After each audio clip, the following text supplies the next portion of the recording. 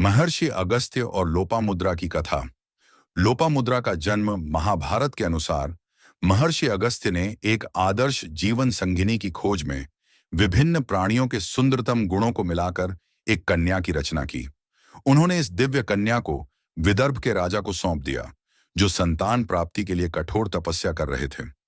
राजा ने इस बालिका को अत्यंत प्रेम पूर्वक पाला और उसका नाम लोपामुद्रा रखा, जिसका अर्थ है लोप, हानि और मुद्रा, अंग, क्योंकि यह कन्या विशेष रूप से बनाई गई थी। जब लोपामुद्रा बड़ी हुई तो उसने अपनी इच्छा से महर्षि अगस्त्य से विवाह किया। उसने अपने राजसी वैभव को त्याग कर अगस्त्य के साथ तपस्वी जीवन को अपनाया। यह विवाह गृहस्थ जीवन और आध्यात्मिक साधना के संतुलन का प्रतीक बना। लोपामुद्रा ने अगस्त्य ऋषि के कठोर तपस्वी जीवन को स्वीकार किया, लेकिन धीरे धीरे उन्होंने महसूस किया कि जीवन में प्रेम, सुख और परिवार भी आवश्यक हैं। उन्होंने अगस्त्य ऋषि से अपनी इच्छा व्यक्त की कि वह एक स्त्री होने के नाते उनका प्रेम और स्नेह भी चाहती है। उन्होंने में एक सुंदर प्रार्थना की, जिसमें उन्होंने विवाह के महत्व को समझाया। लोपामुद्रा ने कहा, हमारे प्राण निरंतर ऊपर उठते रहते हैं, लेकिन सांसारिक जीवन हमें वापस बुलाता है। हे अगस्त्य, ब्रह्म ज्ञान की विद्या से भी प्रेम और दाम्पत्य जीवन को ठुकराया नहीं जा सकता। हे स्वामी, सच्चा सुख केवल कठोर तप में नहीं, बल्कि प्रेम और जीवन के आनंद में भी है। आप मेरे प्रति प्रेम से विमुख न हों, क्योंकि मेरा शरीर भी आपके स्नेह और ध्यान की अपेक्षा करता है। एक स्त्री और पुरुष के बीच का प्रेम केवल भौतिक नहीं, बल्कि आध्यात्मिक भी होता है। मैं मन, शरीर और आत्मा से आपकी अर्धांगिनी हूं। कृपया कठोर तपस्या छोड़कर संतुलन का मार्ग अपनाइए। अगस्त्य ऋषि, जो संन्यास के मार्ग पर थे, पहले इस बात को स्वीकार नहीं कर सके, लेकिन लोपामुद्रा के तर्क और प्रेम के आगे झुक गए। उन्होंने महसूस किया कि सांसारिक जीवन और आध्यात्मिक जीवन को संतुलित करना आवश्यक है। इस प्रकार उन्होंने गृहस्थ जीवन को भी अपनाया और दाम्पत्य धर्म निभाया।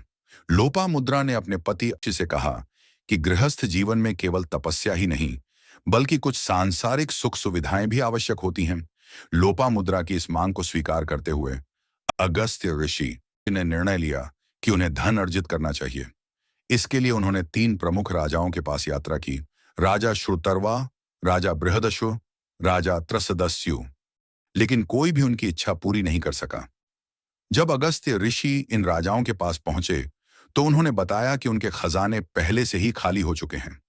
वे स्वयं धन की कमी से जूझ रहे थे। यह देखकर अगस्त्य ऋषि दैत्य राजा इलवल और वातापी के पास पहुंचे।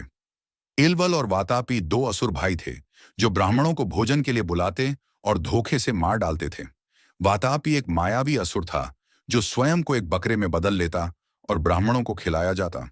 जब वे भोजन कर लेते, तब इलवल अपने भाई को पुनः जीवित कर देता, जिससे वह ब्राह्मणों का पेट फाड़कर बाहर आ जाता, जिससे ब्राह्मणों की मृत्यु हो जाती।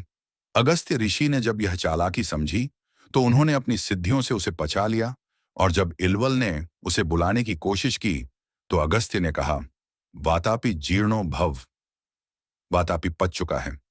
इस प्रकार उन्होंने असुर की चाल को विफल कर दिया। इसके बाद उन्होंने इलवल को अपने तपोबल से नष्ट कर दिया और वहां से अपार धन प्राप्त किया। अगस्त्य ऋषि ने इस धन से अपने आश्रम को समृद्ध बनाया और ब्राह्मणों की सहायता की और लोपामुद्रा की इच्छाओं को पूरा किया। आज के लिए इतना ही। अगर कहानी अच्छी लगी हो तो लाइक, शेयर और कमेंट जरूर करें। मिलते हैं अगली कहानी में। तब तक खुश रहिए, स्वस्थ रहिए।